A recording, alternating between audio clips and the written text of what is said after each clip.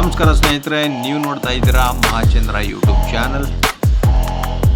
ಸ್ನೇಹಿತರೆ, ಸರ್ಕಾರಿ ನೌಕರರ ಕಂಪ್ಯೂಟರ್ ಸಾಕ್ಷರತಾ ಪರೀಕ್ಷೆಯ ಸ್ಲ್ಯಾಬ್ ಈ ವರ್ಷ ಮತ್ತೆ ಪ್ರಾರಂಭ ಆಗಿದೆ.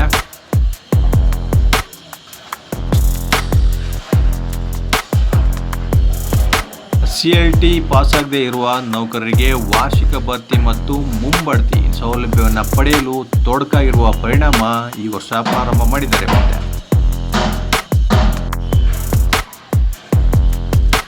ನೌಕರರು ಪಾಸಾಗಲು ಮತ್ತೆ ಅವಧಿಯನ್ನು ವಿಸ್ತರಿಸಿ ಸರ್ಕಾರದಿಂದ ಆದೇಶವನ್ನು ಹೊರಡಿಸಲಾಗಿದೆ. ಸ್ನೇಹಿತರೆ, ಪ್ರತಿ ವರ್ಷ ಎಲ್ಲ ಸರ್ಕಾರಿ ನೌಕರರಿಗೆ ಅವಧಿಯನ್ನು ಕೊಡುವ ಹಾಗೆ ಈ ಬಾರಿ ಕೂಡ ಅವಧಿಯನ್ನು ವಿಸ್ತರಿಸಿದ್ದಾರೆ.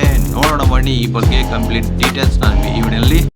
ಸ್ನೇಹಿತರೆ, ಎಲ್ಲ ಸರ್ಕಾರಿ ನೌಕರರಿಗೆ ಕಂಪ್ಯೂಟರ್ ಸಾಕ್ಷರತಾ ಪರೀಕ್ಷೆಯನ್ನು ಕಡ್ಡಾಯವಾಗಿ ಪಾಸ್ ಮಾಡಬೇಕು. ಇಲ್ಲ ಅಂತಂದರೆ ಅವರ ವಾರ್ಷಿಕ ವೇತನ ಬಡ್ತಿಯಾಗಿರ್ಬೋದು ಅಥವಾ ಮುಂಬಡ್ತಿ, ಸೊ ಇದನ್ನೆಲ್ಲ ತಡೆ ಹಿಡಿಯಲಾಗುತ್ತೆ ಅಂತ ಸರ್ಕಾರದಿಂದ ಒಂದು ಆದೇಶವನ್ನು ಹೊರಡಿಸಿದ್ರು. ಅದಕ್ಕೆ ಬಗ್ಗೆ ನಾನೊಂದು ವಿಡಿಯೋನ ಕೂಡ ಮಾಡಿದೆ.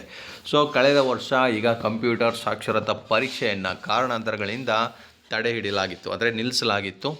ಈಗ ಮತ್ತೆ ಹಲವಾರು ನೌಕರರ ಮುಂಬಡ್ತಿ ಮತ್ತು ವಾರ್ಷಿಕ ವೇತನ ಬಡ್ತಿಯ ವಿಚಾರಗಳಲ್ಲಿ ಈಗ ಒಂದು ಕಾಲಾವಕಾಶ ಬಂದಿರತಕ್ಕಂಥ ಸಂದರ್ಭದಲ್ಲಿ ಈಗ ಮತ್ತೆ ಕಂಪ್ಯೂಟರ್ ಸಾಕ್ಷರತಾ ಪರೀಕ್ಷೆ ಅದಕ್ಕೆ ಅಡ್ಡಿ ಆಗ್ತಾ ಇದೆ ಅನ್ನೋ ಕಾರಣಕ್ಕೆ ಮತ್ತೆ ಅದನ್ನು ಪ್ರಾರಂಭ ಮಾಡಿ ಅವಧಿಯನ್ನು ವಿಸ್ತರಣೆ ಮಾಡಿ ಈಗ ಕರ್ನಾಟಕ ರಾಜ್ಯ ಸರ್ಕಾರಿ ನೌಕರರ ಸಂಘದಿಂದ ಒಂದು ಪತ್ರವನ್ನು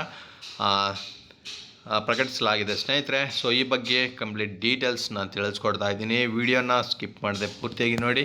ಹಾಗೆ ನಮ್ಮ ಚಾನಲ್ ಇದೆ ಫಸ್ಟ್ ಟೈಮ್ ಯಾರು ನೋಡ್ತಾ ಇದ್ದೀರಾ ದಯವಿಟ್ಟು ಸಬ್ಸ್ಕ್ರೈಬ್ ಮಾಡ್ಕೊಳ್ಳಿ. ಹಾಗೆ ಪಕ್ಕದಲ್ಲಿರೋ ಬೆಲ್ ಐಕನ್ನ ಕ್ಲಿಕ್ ಮಾಡಿ ಆಲ್ ಅಂತ ಸೆಲೆಕ್ಟ್ ಮಾಡ್ಕೊಳ್ಳಿ. ಸ್ನೇಹಿತರೆ, ನಾನು ಮಾಡ್ತಕ್ಕಂಥ ಪ್ರತಿಯೊಂದು ವಿಡಿಯೋ ನೀವು ಮಿಸ್ ಮಾಡದೆ ನೋಡ್ಬೋದು. ನೋಡಿ ಸ್ನೇಹಿತರೆ, ಮಾನ್ಯ CS ಷಡಾಕ್ಷರಿ ರಾಜ್ಯಾಧ್ಯಕ್ಷರು ಅವ್ರಿಗೆ ಒಂದು ಪತ್ರವನ್ನು ಬರೆದಿರ್ತಕ್ಕಂಥದ್ದು ಕಂಪ್ಯೂಟರ್ ಸಾಕ್ಷರತಾ ಪರೀಕ್ಷೆ ಅಂದರೆ ಕಂಪ್ಯೂಟರ್ ಲಿಟ್ರಸಿ ಟೆಸ್ಟನ್ನು ಅವಧಿಯ ವಿಸ್ತರಣೆಯ ಬಗ್ಗೆ. ಸೊ ಪ್ರತಿ ಬಾರಿ ಒಂದೊಂದು ವರ್ಷ ಕಾಲಾವಕಾಶವನ್ನು ವಿಸ್ತರಣೆ ಮಾಡ್ಕೊಂಡು ಬಂದಿದ್ರು. ಈ ಬಾರಿ ಏನು ಮಾಡಿದ್ದಾರೆ ಅಂತ ನೋಡೋಣ ಬನ್ನಿ. ನೋಡಿ, 2025ನೇ ವರ್ಷದಲ್ಲಿ ಕಂಪ್ಯೂಟರ್ ಸಾಕ್ಷರತಾ ಪರೀಕ್ಷೆಯನ್ನು ನಡೆಸದಿರುವ ಕಾರಣ ಹಲವಾರು ಅಧಿಕಾರಿಗಳು ಮತ್ತು ಸಿಬ್ಬಂದಿಗಳಿಗೆ ಪರೀಕ್ಷೆಯನ್ನು ತೆಗೆದುಕೊಳ್ಳಲು ಅವಕಾಶವಿಲ್ಲದಂತಾಗಿತ್ತು.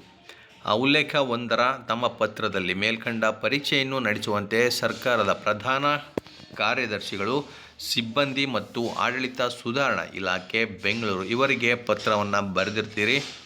ಹಾಗೂ ಉಲ್ಲೇಖ 2ರಲ್ಲಿ ತಾವು ಕಾರ್ಯದರ್ಶಿಗಳು, ಸಿಬ್ಬಂದಿ ಮತ್ತು ಆಡಳಿತ ಸುಧಾರಣೆ ಇಲಾಖೆ ಬೆಂಗಳೂರು ಇವರನ್ನು ಖುದ್ದು ಭೇಟಿ ಮಾಡಿ ನೌಕರರ ಮುಂಬಡ್ತಿ ಮತ್ತು ವಾರ್ಷಿಕ ವೇತನ ಬಡ್ತಿ ಸಲುವಾಗಿ ಮೇಲ್ಕಂಡ ಪರೀಕ್ಷೆಯನ್ನು ದಿನಾಂಕ 31/12/2026 ವಿಸ್ತರಿಸಿ ಜಿಲ್ಲಾ ಕೇಂದ್ರಗಳಲ್ಲಿ ಪರೀಕ್ಷೆ ನಡೆಸುವಂತೆ ಮನವಿಯನ್ನು ಮಾಡಿರ್ತೀರಿ. ಕೆಲವು ಇಲಾಖೆಗಳಲ್ಲಿ ಪದೋನ್ನತಿ ಪ್ರಕ್ರಿಯೆಗಳು ಚಾಲ್ತಿಯಲ್ಲಿದ್ದು ಸದರಿ ಪರೀಕ್ಷೆಯ ಉತ್ತೀರ್ಣತೆಯನ್ನು ಪದೋನ್ನತಿಗೆ ಕಡ್ಡಾಯಗೊಳಿಸಿದ್ದಲ್ಲಿ ಹಲವಾರು ನೌಕರರು ಪದೋನ್ನತಿಯಿಂದ ವಂಚಿತರಾಗುತ್ತಾರೆ. ಪದೋನ್ನತಿ, ವಾರ್ಷಿಕ ವೇತನ ಬಡ್ತಿ, ಖಾಯಂ ಪೂರ್ವ ಸೇವಾವಧಿ ಘೋಷಣೆ ಸಲುವಾಗಿ ದಿನಾಂಕ 31/12/2026 ಪರೀಕ್ಷೆಯನ್ನು ನಡೆಸಲು ಮತ್ತು ಜಿಲ್ಲಾ ಕೇಂದ್ರಗಳಲ್ಲಿ ಪರೀಕ್ಷೆಗಳನ್ನು ನಡೆಸುವಂತೆ ಖುದ್ದು ಕಾರ್ಯದರ್ಶಿಗಳು, ಸಿಬ್ಬಂದಿ ಮತ್ತು ಆಡಳಿತ ಸುಧಾರಣೆ ಇಲಾಖೆ ಬೆಂಗಳೂರು ಇವರಿಗೆ ತಾವು ಮನವಿ ಮಾಡಿರುವುದು ಶ್ಲಾಘನೀಯ. ಸಂದರ್ಭಾನುಸಾರ ಸರ್ಕಾರಿ ನೌಕರರ ಸಮಸ್ಯೆಗಳನ್ನು ಮನಗಂಡು ಈ ನಿಟ್ಟಿನಲ್ಲಿ ಪ್ರಾಮಾಣಿಕ ಪ್ರಯತ್ನ ನಡೆಸುತ್ತಿರುವ ತಮಗೆ ಅಭಿನಂದನೆಗಳು. ತಾವು ಮೊದಲ ಬಾರಿಗೆ ಕರ್ನಾಟಕ ರಾಜ್ಯ ಸರ್ಕಾರಿ ನೌಕರರ ಸಂಘದ ರಾಜ್ಯಾಧ್ಯಕ್ಷರಾಗಿ ಆಯ್ಕೆಯಾದಾಗ ರಾಜ್ಯ ಪರಿಷತ್ ಸದಸ್ಯನಾಗಿ ನಿಮ್ಮನ್ನು ಬೆಂಬಲಿಸಿದ ಹೆಮ್ಮೆಯೊಂದಿಗೆ. ಇವರ ಹೆಸರು ಬಂದು ನೋಡಿ, ಜಗದೀಶ್ R.G. ಇವರು ರಾಜ್ಯ ಪರಿಷತ್ ಸದಸ್ಯರಾಗಿ ಇರ್ತಕ್ಕಂಥದ್ದು. ಇವರು CS ಷಡಾಕ್ಷರಿ ಅವರಿಗೆ ಪತ್ರವನ್ನು ಬರೆದಿದ್ದಾರೆ.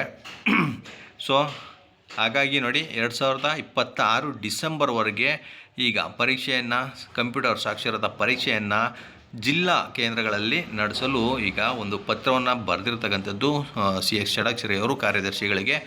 ಸೊ ಹಾಗಾಗಿ ಈ ವರ್ಷದ ಕೊನೆಯವರೆಗೂ ನಿಮಗೆ ಕಾಲಾವಕಾಶ ಸಿಗುತ್ತೆ. ಸದ್ಯದಲ್ಲೇ ಪರೀಕ್ಷೆಗಳು ಸ್ಟಾರ್ಟ್ ಆಗುತ್ತೆ. ಯಾರ್ಯಾರು ಉತ್ತೀರ್ಣರಾಗಿಲ್ಲ ಅವರು ಕಡ್ಡಾಯವಾಗಿ ಉತ್ತೀರ್ಣರಾಗಬೇಕಾಗುತ್ತೆ. ಸೊ ಇನ್ನು ನಿಮಗೆ ಡಿಸೆಂಬರ್ವರೆಗೆ ಕಾಲಾವಕಾಶ ಇದೆ ಅಂತ ಹೇಳ್ತಾ, ಇದೇ ರೀತಿಯ ಮತ್ತಷ್ಟು ಮಾಹಿತಿ ಜೊತೆಗೆ ನಿಮ್ಮನ್ನು ಭೇಟಿ ಮಾಡ್ತೇನೆ. ನಮಸ್ಕಾರ.